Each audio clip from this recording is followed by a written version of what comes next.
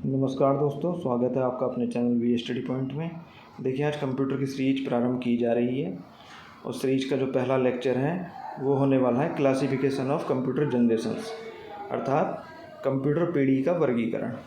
तो देखिए, शुरू करने से पहले थोड़ा सा कंप्यूटर का बारे में बता देता हूँ। आजकल एग्ज़ाम चाहे स्टेट लेवल के हों, स्टेट लेवल के जो UPPSC या UPSSC या अदर स्टेट के जो आयोग हैं वो कंडक्ट कराते हैं, या फिर सेंट्रल लेवल का हो जैसे SSC हो गया, NTPC हो गया और भी अदर एग्ज़ाम्स, इन सभी में कंप्यूटर के काफ़ी क्वेश्चन पूछे जा रहे हैं और धीरे धीरे इनकी संख्या लगातार बढ़ाई जा रही है। जैसे कि UPSSC की आपको एक जल्दी ही भर्ती देखने को मिलेगी जूनियर असिस्टेंट की, जिसमें 100 क्वेश्चन का पेपर होगा और 100 क्वेश्चन में से कंप्यूटर के 15 क्वेश्चन होने वाले हैं। तो आप इसका इम्पोर्टेंस समझ सकते हैं कि कंप्यूटर का क्या इम्पोर्टेंस चल रहा है। ठीक है, देखिए दोस्तों, कंप्यूटर का फील्ड तो बहुत ज़्यादा बड़ा है, लेकिन हम उन्हीं टॉपिक्स को कवर करेंगे, अच्छे से कवर करेंगे जिनसे संबंधित क्वेश्चन कंप्यूटर में पूछे जाते हैं। ठीक है, देखिए कंप्यूटर में बेसिकली जो आपके जनरल कॉम्पिटिशन है उनमें बेसिक लेवल के क्वेश्चन पूछे जाते हैं, हमें बहुत ज़्यादा अंदर जाने की ज़रूरत नहीं है। ठीक है, तो हम क्या करेंगे, हम पहले क्वेश्चन देखेंगे कौन कौन से क्वेश्चन पूछे गए हैं किस टॉपिक से संबंधित, फिर उस टॉपिक को हम डीपली यानी कि अच्छे से कवर करेंगे। ठीक है, और एक चीज़ और बता दूं, जो बच्चे हिंदी मीडियम के हैं वो इस इंग्लिश को देख के घबराएं ना। जहाँ हिंदी की ज़रूरत है वहाँ हिंदी लिख दी गई है। बाकी मैं सजेस्ट करूँगा सभी बच्चों को कि इसको इंग्लिश में कवर करने की कोशिश करें, क्योंकि ये जो शब्दावलियाँ होती हैं कंप्यूटर से संबंधित, जो हिंदी में आप ट्रांसलेट करने की कोशिश करेंगे तो इसका हो सकता है कुछ और ही मतलब निकल जाए और आप कंफ्यूज हो जाएं। तो कोशिश यही करिएगा कि इसको इंग्लिश में ही कवर करें, और जहाँ हिंदी लिखने की ज़रूरत है वहाँ हिंदी में आपको बता दिया जाएगा। तो देखिए, हम क्वेश्चन से शुरू करते हैं कि कंप्यूटर जनरेशन में किस टाइप के क्वेश्चन आते हैं। देखिए, पहला क्वेश्चन है, the second generation of computers were based on which technology, यानी कि कंप्यूटर की दूसरी पीढ़ी किस टेक्नोलॉजी पर आधारित थी। ऑप्शन है आपके IC, transistors, VLSI chips, vacuum tubes. ठीक है, एक क्वेश्चन तो ये हो गया। अगला क्वेश्चन है आपका, first generation of computers were based on which technology. देखिए, पहला क्वेश्चन भी UPSSC के जूनियर कंप्यूटर ऑपरेटर में आया हुआ था और ये UPSSC के जूनियर असिस्टेंट में आया हुआ है, साथ में SSC में भी आया हुआ है। ऑप्शन इसके भी यही हैं, IC यानी कि integrated circuit, transistors, VLSI chips, vacuum tubes. देखिए, मैं अभी केवल आपको क्वेश्चन दिखा रहा हूँ, अभी आंसर नहीं बता रहा हूँ। आंसर आप खुद इसका निकाल लेंगे जब हमने ये सारा टॉपिक कवर कर लेंगे। ठीक है, तो घबराने की बात बिल्कुल नहीं है इसमें। आप पहले क्वेश्चन देखते रहें किस किस टाइप के क्वेश्चन आए हैं, फिर बाद में हम टॉपिक को डिटेल में कवर करेंगे। देखिए, नेक्स्ट क्वेश्चन है, high level language introduced in which generation of computers. कुछ लैंग्वेज होती हैं, वो अभी आप आगे देखेंगे इसमें टॉपिक के अंदर कौन कौन सी लैंग्वेज की बात कर रहा है। कि ये कह रहा है हाई लेवल लैंग्वेज कंप्यूटर की किस पीढ़ी में विकसित हुई थी। अभी हम 5 पीढ़ियाँ इसकी देखेंगे टॉपिक के अंदर, तो वो हैं first generation option, second generation, third generation, fourth generation. Question है, हाई लेवल लैंग्वेज कंप्यूटर की किस पीढ़ी में विकसित हुई थी। ये इसके ऑप्शन है, इनमें से आपको आंसर लगाना है।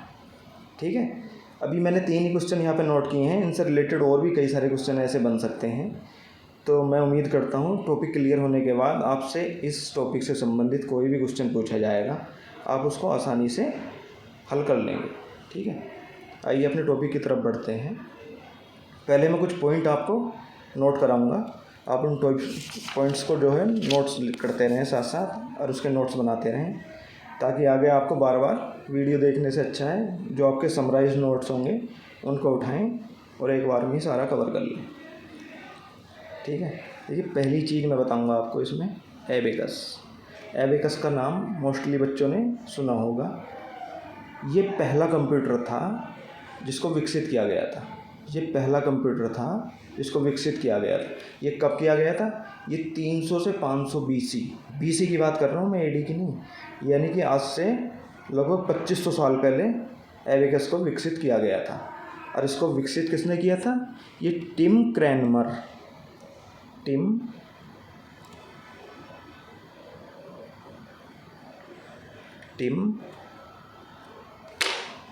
क्रैमर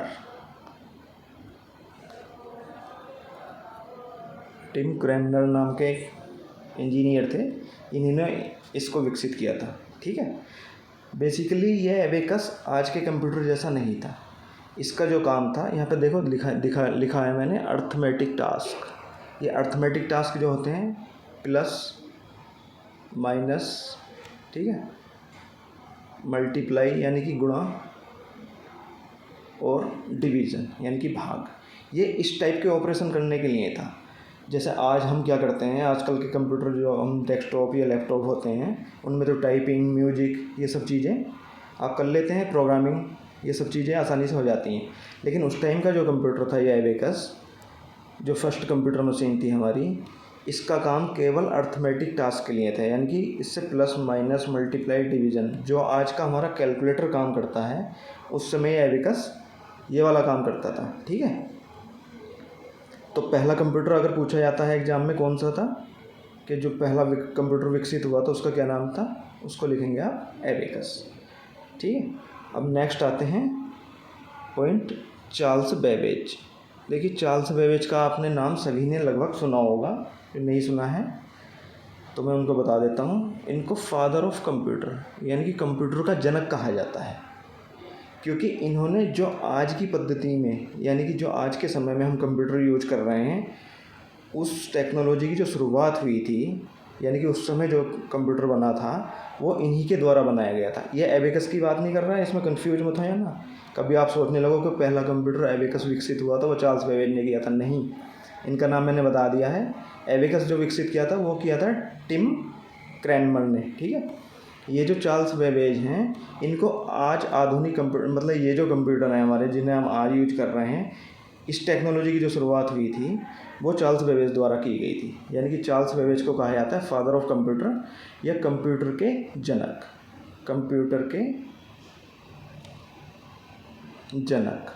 ठीक है,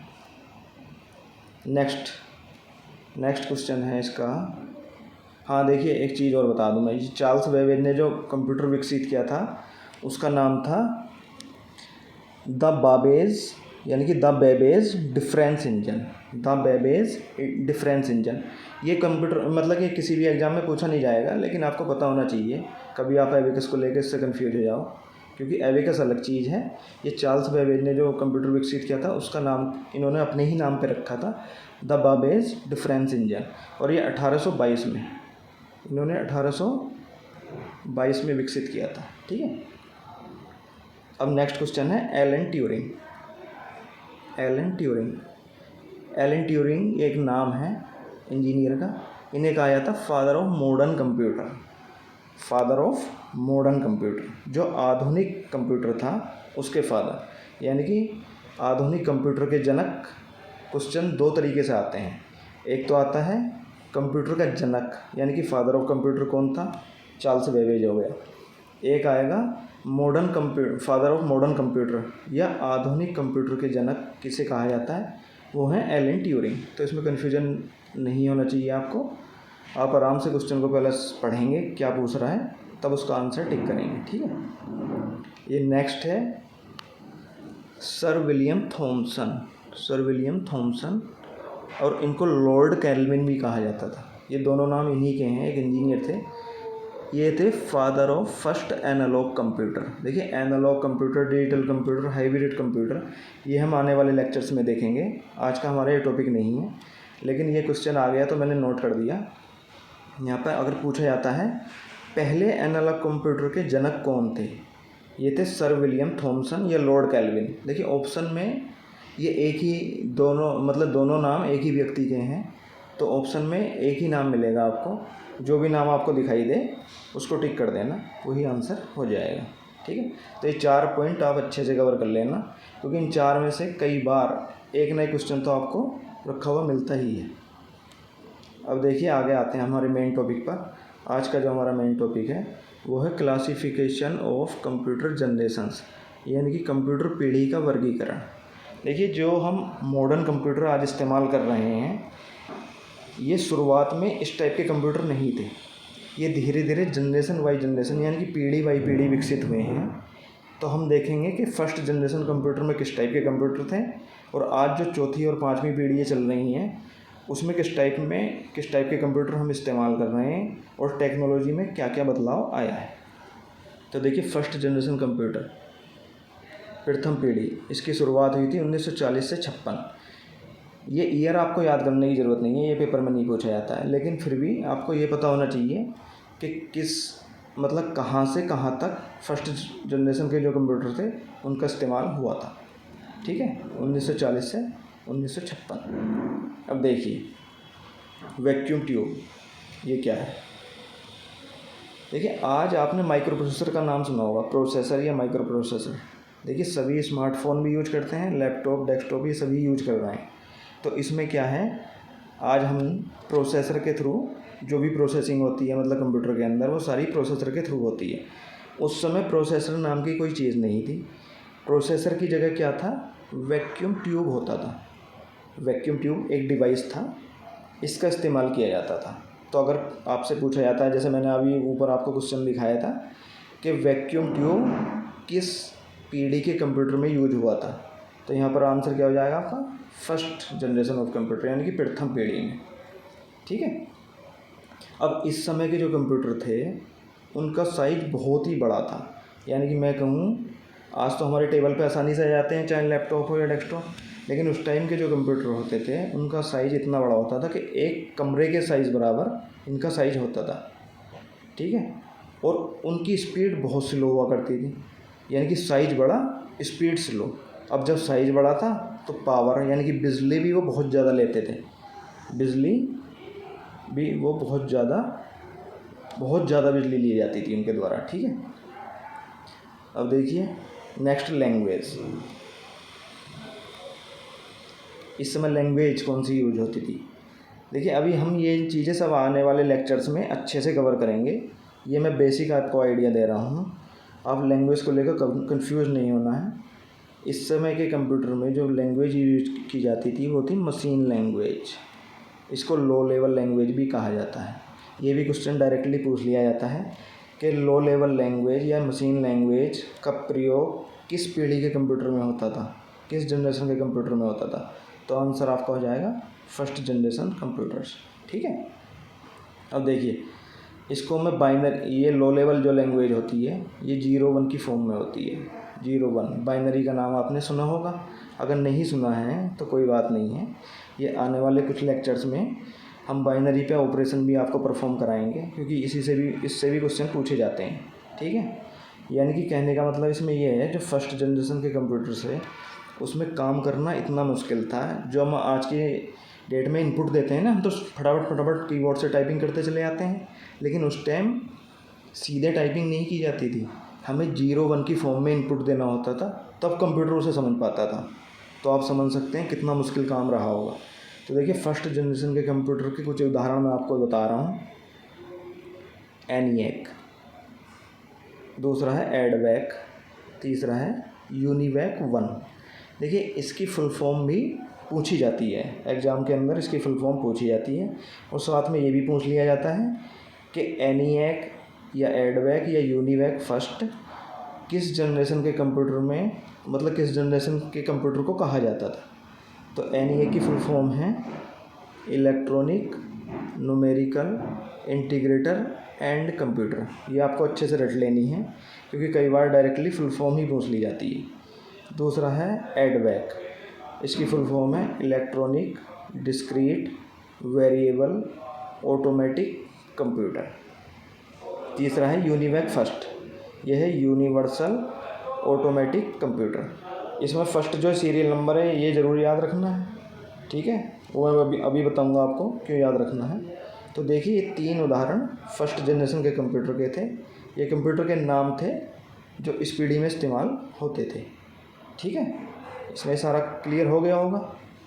ये भी 4-5 पॉइंट, मतलब हर जनरेशन के अंदर हम 4-5 पॉइंट कवर करेंगे। जो भी क्वेश्चन पूछे जाते हैं आपके एग्ज़ाम में वो इन्हीं से संबंधित होते हैं, तो इनको थोड़ा नोट कर लीजिएगा और अच्छे से समझ लीजिएगा।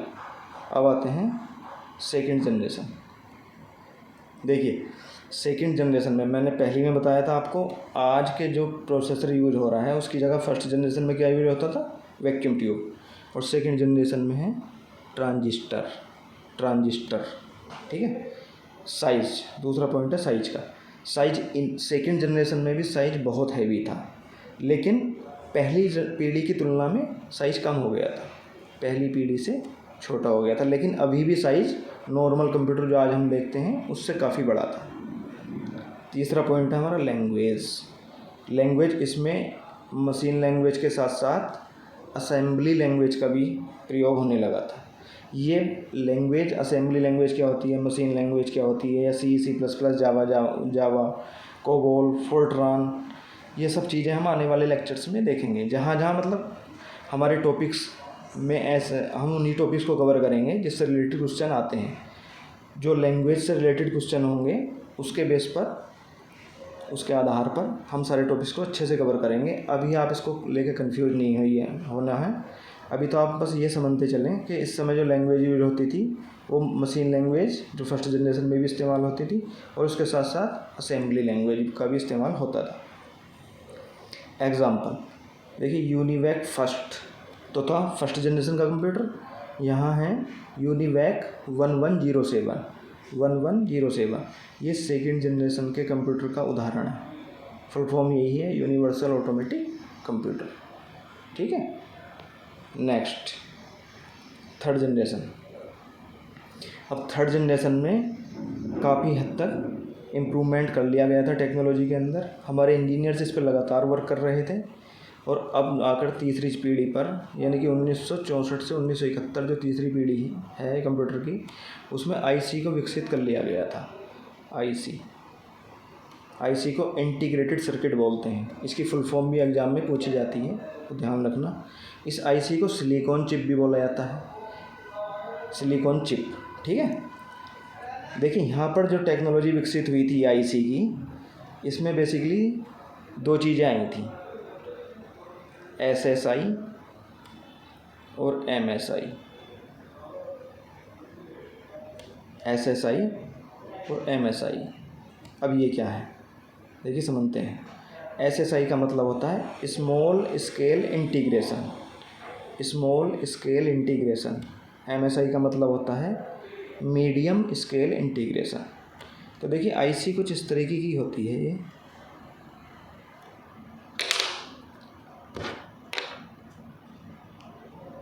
ये इस तरीके की एक चिप होती है, ऐसे ऐसे। ये जो नीचे मैंने डॉट लगाए हैं, ये इसमें ट्रांजिस्टर होते हैं। ठीक है, ये इसमें ट्रांजिस्टर होते हैं। यानी कि सेकंड जनरेशन में तो केवल एक ट्रांजिस्टर होता था प्रोसेसर की जगह यूज। यहाँ पे आईसी आ गई है। आईसी में दो टेक्नोलॉजी विकसित हुई थी, SSI और MSI। स्मॉल स्केल इंटीग्रेशन, यानी कि SSI में जो ट्रांजिस्टर थे वो टेंस की संख्या में थे। टेंस का मतलब 10, 20, 30, 40, 50, इस तरीके से कई ट्रांजिस्टर को एक साथ मिलाकर ये आईसी को विकसित किया गया था। लेकिन कुछ ही समय के बाद, इसी दौरान, तीसरी पीढ़ी के दौरान ही MSI टेक्नोलॉजी को विकसित कर लिया गया था। MSI के अंदर क्या था, इन ट्रांजिस्टर की संख्या और बढ़ा दी गई थी। यानी कि इसमें हंड्रेड्स में 100 की संख्या में ट्रांजिस्टर होते थे, जैसे 100, 200, 300, 400। यानी कि इसकी स्पीड MSI की और ज़्यादा बढ़ गई थी SSI के मुकाबले। ठीक है। यानी कि थर्ड जनरेशन के कंप्यूटर में जब आईसी विकसित हुई थी, उसमें दो टेक्नोलॉजी साथ ही आई थी, SSI और कुछ समय के बाद MSI।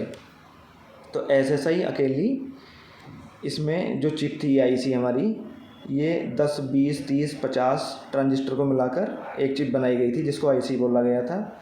और MSI में 100 की 100, 200, 500, 800 ऐसी की संख्या में मिलाकर ट्रांजिस्टर को आईसी विकसित की गई थी। देखिए अंतर क्या है, अंतर केवल एक्यूरेसी का है, कौन कितनी शुद्धता के साथ आंसर निकाल रहा है। यानी कि पहली दो जनरेशन जो थी उसमें शुद्धता भी बहुत ज़्यादा नहीं थी, बिल्कुल एक्यूरेट रिजल्ट आए इसकी कोई गारंटी नहीं थी। लेकिन धीरे धीरे जैसे जनरेशन बढ़ी, उनमें एक्यूरेसी भी बढ़ती चली गई और स्पीड भी बढ़ती चली गई, पावर कंजप्शन यानी कि बिजली जो कंप्यूटर ले रहे थे वो कम होती चली गई जैसे जैसे हमारी जनरेशन बढ़ी। यानी कि थर्ड जनरेशन में जो बिजली लेता था कंप्यूटर वो पहली 2 जनरेशन के मुकाबले बहुत कम थी। ठीक है, अब नेक्स्ट पॉइंट देखिएगा इसका, लैंग्वेज। लैंग्वेज यहाँ पर हाई लेवल लैंग्वेज। अभी तक हमने क्या देखा था, मशीन लैंग्वेज और असेंबली लैंग्वेज। यानी कि तीसरी जनरेशन की पीढ़ी में हमारी हाई लेवल लैंग्वेज का विकास कर लिया गया था। और हाई लेवल लैंग्वेज कौन सी होती हैं, C++, जावा, फोर्ट्रान, कोबोल, एल्गोल और भी कई सारी लैंग्वेज हैं जिनको हम डिटेल में बाद में पढ़ेंगे अगले लेक्चर्स में। ठीक है, इन सबको विकसित कर लिया गया था और इन्हीं के द्वारा थर्ड जनरेशन के कंप्यूटर में जो है प्रोग्रामिंग शुरू कर दी गई थी।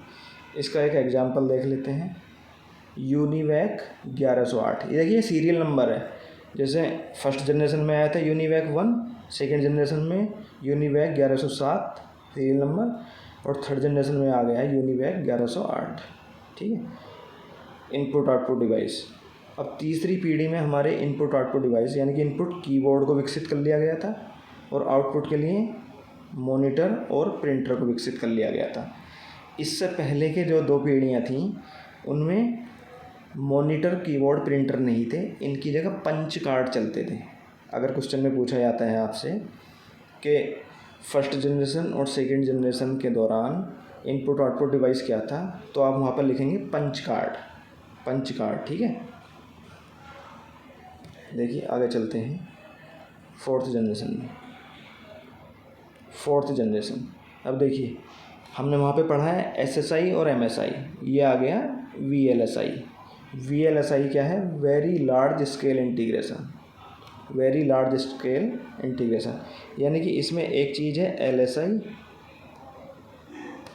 शुरू में LSI टेक्नोलॉजी आई थी और बाद में आ गई थी VLSI। LSI का मतलब है लार्ज स्केल इंटीग्रेशन। अभी तक हमने देखा था MSI में 100, 200, 500, 800 ट्रांजिस्टर को जोड़कर एक चिप बनाई गई थी जिसको IC बोला गया था। लेकिन यहाँ पर LSI में हज़ारों की संख्या में ट्रांजिस्टर जोड़कर जो चिप बनाई गई उसको बोला गया था माइक्रो प्रोसेसर। जिस माइक्रो प्रोसेसर को आज हम यूज कर रहे हैं वो फोर्थ जनरेशन में जाकर विकसित हुआ था, यानी कि 1971 में। ठीक है, और इसी में LSI के बाद फिर और ज़्यादा टेक्नोलॉजी को एडवांस किया गया तो VLSI आ गई थी। VLSI में लाखों की संख्या में ट्रांजिस्टर जोड़ दिए गए थे, यानी कि चिप के अंदर, माइक्रो प्रोसेसर के अंदर लाखों की संख्या में ट्रांजिस्टर जोड़कर माइक्रो प्रोसेसर को विकसित कर लिया गया था। अब देखिए ये बार बार जो मैं बोल रहा हूँ, इतने ट्रांजिस्टर जोड़ दिए गए थे, ट्रांजिस्टर की संख्या क्यों बढ़ाई जा रही थी, ये इसलिए बढ़ाई जा रही थी। देखिए कंप्यूटर अगर स्लो चल रहा है, बहुत स्लो, आप कोई कमांड दे के चले गए और आपको 1 घंटा या 2 घंटा बैठना पड़ रहा है, तो फिर उस कंप्यूटर का फ़ायदा क्या हुआ। ठीक है, तो ट्रांजिस्टर बढ़ने का मतलब था उस टेक्नोलॉजी को एडवांस करना और कंप्यूटर की स्पीड बढ़ाना, और साथ ही साथ उसकी एक्यूरेसी भी, यानी कि बिल्कुल एक्यूरेट रिजल्ट आए, ये चीज़ें बढ़ाना। तो यहाँ पर जब हम VLSI टेक्नोलॉजी तक आ गए थे तो अब कंप्यूटर के अंदर, मतलब इसके माइक्रो प्रोसेसर के अंदर लाखों की संख्या में ट्रांजिस्टर जोड़ दिए गए थे, तो इससे इसकी स्पीड बहुत ज़्यादा बढ़ गई थी। ठीक है, दूसरी चीज़ आती है साइज़ यहाँ पर बहुत स्मॉल, यानी कि छोटा हो गया था, कंप्यूटर का साइज़ बहुत छोटा हो गया था। इसका एग्जांपल है डेस्कटॉप, जो आज जिस पर आप काम करते हैं, ये फोर्थ जनरेशन में विकसित हो गया था। मेन मेमोरी, देखिए मेन मेमोरी, इससे पहले रैम और रोम विकसित नहीं हुई थी, ये चौथी पीढ़ी में जाकर विकसित हुई हैं। क्वेश्चन इस तरीके से भी आ सकता है कि जो रैम और रोम है ये किस पीढ़ी के कंप्यूटर में विकसित हुई थी, तो आंसर होगा हमारा फोर्थ जनरेशन के कंप्यूटर। ठीक है, इससे पहले मेमोरी क्या होती थी, इससे पहले मेमोरी होती थी मैग्नेटिक टेप। देखिए आपने कैसेट्स देखे होंगे कुछ, जो पहले 90 के दशक में चलते थे, कुछ टेप रिकॉर्डर वगैरह, उसमें रील होती थी और रील में कैसेट चलते थे। कभी आपके घर में आपके पापा वगैरह इस्तेमाल करते होंगे, देखे हो किसी ने। तो पहले रैम और रोम की जगह वो यूज होते थे, मैग्नेटिक टेप्स। ठीक है, तो अगर क्वेश्चन पूछता है मैग्नेटिक टेप्स किस जनरेशन में यूज होते थे, तो फर्स्ट, सेकेंड और थर्ड तीनों जनरेशन में यूज होते थे। अब देखिए कुछ नई टेक्नोलॉजी यहाँ पर आ गई थी 4th जनरेशन में, multi programming, multi processing, time sharing. ये अब जैसे माइक्रो प्रोसेसर आ गया तो उसकी तो स्पीड बहुत तेज़ हो गई थी, ठीक है। तो जब स्पीड बढ़ गई उसकी तो अब कंप्यूटर हमारा एक बार में एक से ज़्यादा काम करने लगा। यानी कि हम म्यूजिक के मतलब गाने भी सुन रहे हैं, टाइपिंग भी कर रहे हैं और साथ में प्रिंट की कमांड भी दे रखी है। यानी कि 3-3 4-4 काम एक साथ हो पा रहे थे। तो multi programming, multi processing, time sharing, इन तीनों का एक ही मतलब है कि एक बार में एक से ज़्यादा काम करना। इनकी डिटेल हम आने वाले लेक्चर्स में पढ़ेंगे, ठीक है। जब हमारे टॉपिक का नाम यही होगा, मल्टी प्रोग्रामिंग, मल्टी प्रोसेसिंग और टाइम शेयरिंग, ठीक है। नेक्स्ट पॉइंट है कंप्यूटर नेटवर्क्स इंट्रोड्यूस्ड। यानी कि जो आपने लैब देखी होंगी कंप्यूटर की, वहाँ एक कंप्यूटर से जो सर्वर होता है उससे कई सारे क्लाइंट को जोड़ दिया जाता है, ठीक है। जैसे ये है एक कंप्यूटर, इससे कई सारे कंप्यूटर को जोड़ दिया जाता है, इसको कंप्यूटर नेटवर्क बोलते हैं। ये कंप्यूटर नेटवर्क भी हमारा 4th जनरेशन में आकर विकसित हुआ था, ठीक है। 4th जनरेशन में आकर विकसित हुआ था, ठीक है। ये सब चीज़ें क्लियर हो गई। अब चलते हैं 5th जनरेशन। देखिए 5th जनरेशन में आई आपकी टेक्नोलॉजी ULSI, अल्ट्रा लार्ज। अब तक हम VLSI टेक्नोलॉजी तक पहुँचे थे, लेकिन अब आ गई है ULSI, ultra large scale integration. इसमें मिलियंस, बिलियंस यानी कि लाखों करोड़ों की संख्या में ट्रांजिस्टर एक ही चिप पर लगाकर माइक्रो प्रोसेसर बना दिया गया है। यानी कि 5th जनरेशन का जो माइक्रो प्रोसेसर है उसकी स्पीड 4th जनरेशन से कई गुना ज़्यादा है, ठीक है। और एक चीज़ और है, अब 5th जनरेशन के जो कंप्यूटर हैं ये है, इसका समय प्रेजेंट टू फ्यूचर, इसका भी कुछ ही भाग विकसित हुआ है। ये अभी 5th जनरेशन के कंप्यूटर पूरी तरह से विकसित नहीं हुए हैं, इसका कुछ ही भाग विकसित हुआ है, लेकिन इस पर लगातार काम चल रहा है। अभी भी इस चीज़ को लेकर कंफ्यूज नहीं होना कि 4th जनरेशन भी सर आपने यहाँ तक ही बताइए प्रेजेंट तक, जैसे ये है 1971 से प्रेजेंट तक, और 5th जनरेशन भी प्रेजेंट टू फ्यूचर, इसको लेकर कंफ्यूज नहीं होना है। हमारी ये 4th जनरेशन और 5th जनरेशन अभी वर्तमान में दोनों साथ साथ चल रही हैं, ठीक है। बेसिकली 5th जनरेशन का जो यूज हो रहा है वो बहुत ज़्यादा एडवांस टेक्नोलॉजी के साथ हो रहा है, ठीक है। वो उसकी हम एप्लीकेशन आने वाले समय में डिस्कस करेंगे जब ये टॉपिक हमारा होगा। अभी देख लेते हैं ULSI, ultra large scale integration, ठीक है। ये माइक्रो प्रोसेसर के अंदर लाखों करोड़ों की संख्या में ट्रांजिस्टर जोड़कर ये ULSI टेक्नोलॉजी बनाई गई थी। मकसद था इसका स्पीड और ज़्यादा बढ़ाना, एक्यूरेसी और ज़्यादा बढ़ाना। साइज इसका बहुत स्मॉल हो गया है, क्योंकि इसके उदाहरण आप देख सकते हैं लैपटॉप, आईपैड, हमारा स्मार्टफ़ोन भी एक तरीके का कंप्यूटर होता है, तो हम सभी स्मार्टफ़ोन यूज करते ही हैं, ठीक है। तो ये 5th जनरेशन का उदाहरण है। आर्टिफिशियल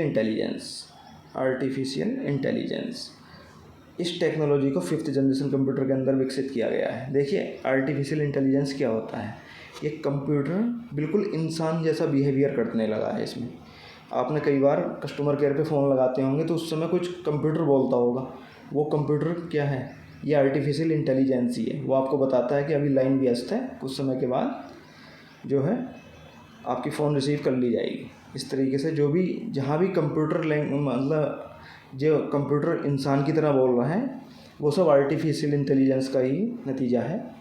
यानी कि आज का जो कंप्यूटर है वो बिल्कुल इंसान की तरह बिहेवियर करने लगा है, इसी को हम आर्टिफिशियल इंटेलिजेंस बोलते हैं। यानी कि मशीन इतनी इंटेलिजेंट हो गई है कि वो बिल्कुल इंसानों की तरह बिहेवियर करने लगी है। लैंग्वेज, अब तक हमने कंप्यूटर की लैंग्वेज देखी थी, लेकिन 5th जनरेशन का जो कंप्यूटर है वो ह्यूमन लैंग्वेज यानी कि इंसान की लैंग्वेज को डायरेक्टली समझने लगा है। कई बार आप यूट्यूब चलाते होंगे तो यूट्यूब पर टाइप करने की बजाय आप साइड में एक आइकॉन बनी आती है, उस पर क्लिक कर जो भी आपको सर्च करना है उसको बोल देते होंगे और वो डायरेक्ट समझ लेता है। यानी कि आज का स्मार्टफ़ोन जो 5वीं जनरेशन का है, 5वीं जनरेशन का कंप्यूटर है, वो हमारी डायरेक्टली लैंग्वेज यानी कि इंसान की लैंग्वेज को समझ लेता है। इनपुट आउटपुट, देखिए टच स्क्रीन, अब आप इस्तेमाल कर ही रहे हैं स्मार्टफ़ोन, ये सब टच स्क्रीन है। तो यानी कि इनपुट भी आजकल हमें कीबोर्ड की ज़रूरत ना होकर सीधे टच कर दिया जाता है और टच से सारा काम कर लिया जाता है। तो दोस्तों ये 5 जनरेशन आपकी कवर हो गई हैं। अब देखिए इससे संबंधित जो क्वेश्चन मैंने आपसे पूछे थे ऊपर, उनको देख लेते हैं और मैं उम्मीद करता हूँ आपको सारा क्लियर हो गया होगा। देखिए क्वेश्चन था हमारा, second generation of computers were based on which technology. Computer की दूसरी पीढ़ी किस टेक्नोलॉजी पर आधारित थी। तो देखिए आंसर है आपका ट्रांजिस्टर, है ना, क्योंकि पहली में हमने पढ़ा था वैक्यूम ट्यूब, दूसरी में ट्रांजिस्टर पढ़ा था, तीसरी में आईसी आया था। आईसी की 2 टेक्नोलॉजी बताई थी, एसएसआई और एमएसआई। फिर चौथी में माइक्रो प्रोसेसर आ गया था, उसकी 2 टेक्नोलॉजी बताई थी, एलएसआई और वीएलएसआई। फिर 5वीं में एक टेक्नोलॉजी नई आ गई थी, ULSI, ultra large scale integration. ठीक है, तो इसका आंसर होगा ट्रांजिस्टर। नेक्स्ट क्वेश्चन है आपका, first generation of computers were based on which technology. तो मतलब कंप्यूटर की प्रथम पीढ़ी किस पद्धति पर आधारित थी, ये थी वैक्यूम ट्यूब पर, है ना, ये हमने पढ़ ही लिया है। अब देखिए नेक्स्ट क्वेश्चन देखते हैं, हाई लेवल लैंग्वेज इंट्रोड्यूस्ड